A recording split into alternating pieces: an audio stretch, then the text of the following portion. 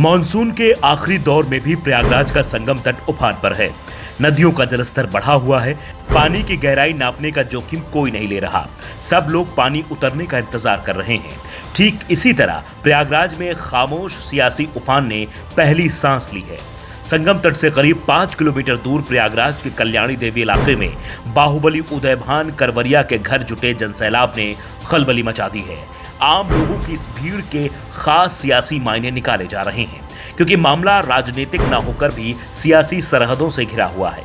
प्रयागराज के कल्याणी देवी मोहल्ले में बाहुबली उदयभान करवरिया की पत्नी और मेजा विधानसभा सीट से पूर्व विधायक नीलम करवरिया की पहली बरसी थी। 16 सितंबर की सुबह से ही कल्याणी देवी की ओर से जाने वाले सभी रास्तों पर गाड़ियों की संख्या बढ़ने लगी। दोपहर 2 बजे करवरिया परिवार ने पूजा संपन्न की और फिर उदयभान करवरिया बाहर निकले। कल्याणी देवी में ही घर के पास चौधरी पार्क में बरसी का भोज आयोजित किया गया था। लोगों की भीड़ पहले से ही उदयभान करवरिया का इंतजार कर रही थी। जैसे ही वो बाहर आए तो लोगों ने उन्हें घेर लिया। वो सबसे मिलते हुए कार्यक्रम स्थल तक पहुंचे। यहाँ कार्यकर्ताओं और समर्थकों की भीड़ पहले से ही उनका इंतजार कर रही थी। वो लगातार लोगों से मिल रहे थे। बीच बीच में नारेबाजी भी चल रही थी। लोग पूर्व विधायक करवरिया और उदयभान करवरिया के समर्थन में नारे लगा रहे थे। बताया जाता है कि यह कार्यक्रम दोपहर 2 बजे शुरू हुआ और रात करीब 11:15 बजे तक लगातार समर्थक आते रहे। खाना पीना चलता रहा। अनुमान है कि नीलम करवरिया की पहली बरसी कार्यक्रम में 17 से 18 हजार लोग जुटे।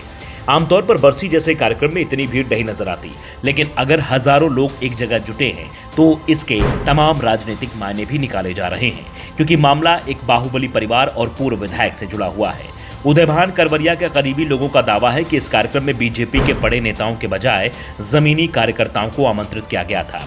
हालांकि यूपी बीजेपी के पूर्व अध्यक्ष रमापति त्रिपाठी, प्रयागराज की पूर्व सांसद रीता बहुगुणा जोशी, प्रयागराज की महापौर अभिलाषा नंदी, पूर्व मंत्री और विधायक सिद्धार्थ नाथ सिंह समेत कई बीजेपी नेता भी इस कार्यक्रम में शामिल हुए। लेकिन असली जोर समर्थकों और आम कार्यकर्ताओं पर था, यानी जनमानस के बीच अपनी मजबूत पकड़ का साइलेंट संदेश। बताया जाता है कि उदयभान करवरिया के आमंत्रण पर प्रयागराज में गंगा पार और यमुना पार, गाजीपुर, जौनपुर, सुल्तानपुर, गोरखपुर, बांदा, फतेहपुर, प्रतापगढ़, कौशाम्बी, लखनऊ समेत यूपी के कई जिलों से लोग वहां पहुंचे थे। उदयभान करवरिया की तरह उनके बेटे सक्षम करवरिया भी कार्यक्रम में आने वाले युवाओं से मिल रहे थे। सक्षम करवरिया की राजनीतिक मुलाकातों की कुछ तस्वीरें हाल ही में वायरल हुई थी। यूपी के मुख्यमंत्री योगी आदित्यनाथ, संगठन मंत्री धर्मपाल और प्रदेश अध्यक्ष भूपेंद्र चौधरी समेत कई नेताओं से वो अपने पिता के साथ मिले थे। वैसे तो यह बरसी कार्यक्रम का आयोजन था, लेकिन इसमें जुटी भीड़ एक अलग ही तस्वीर बता रही थी। उदयभान करवरिया 2005 और 2007 में प्रयागराज की 12 विधानसभा सीट से विधायक चुने गए थे। वो बीजेपी के मूल कार्यकर्ता हैं और राजनीति की शुरुआत भाजपा से ही की थी। उसके बाद उनकी पत्नी नीलम करवरिया ने मेजा विधानसभा सीट से बीजेपी के टिकट पर जीत दर्ज की थी। 26 सितंबर 2014 को पूर्व विधायक नीलम करवरिया का बीमारी की वजह से निधन हो गया था। 16 सितंबर 2025 को उन्हीं की बरसी थी। सड़कों पर उनकी तमाम सामाजिक और राजनीतिक तस्वीरों के पोस्टर लगे हुए थे। सुबह से शाम तक हजारों लोगों की भीड़ जुटी रही। बाहुबली उदयभान करवरिया के घर जुटी इस भीड़ ने प्रयागराज से लेकर लखनऊ तक हलचल मचा दी। लोग कार्यक्रम के बजाय इसमें जुटे समर्थकों को लेकर बात कर रहे हैं। 19 जुलाई 2024 को बाहुबली उदयभान करवरिया के समय पूर्व रिहाई के आदेश के साथ ही इस तरह के शक्ति प्रदर्शन का अनुमान लगाया जा रहा था।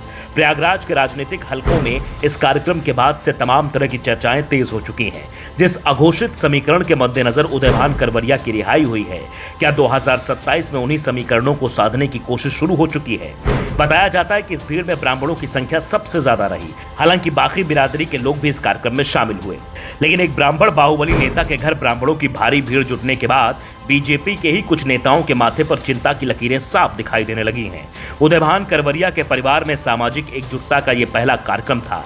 अब ऐसे कई आयोजन हो सकते हैं जिनमें उदयभान करवरिया अपने बाहुबल को नए रंग में सामने ला सकते हैं। इस कार्यक्रम के बाद एक सवाल प्रयागराज से लेकर लखनऊ तक तेजी से सफर कर रहा है कि क्या संगम नगरी में पानी और सियासत दोनों की धारा कोई नई कहानी लिखने वाली है।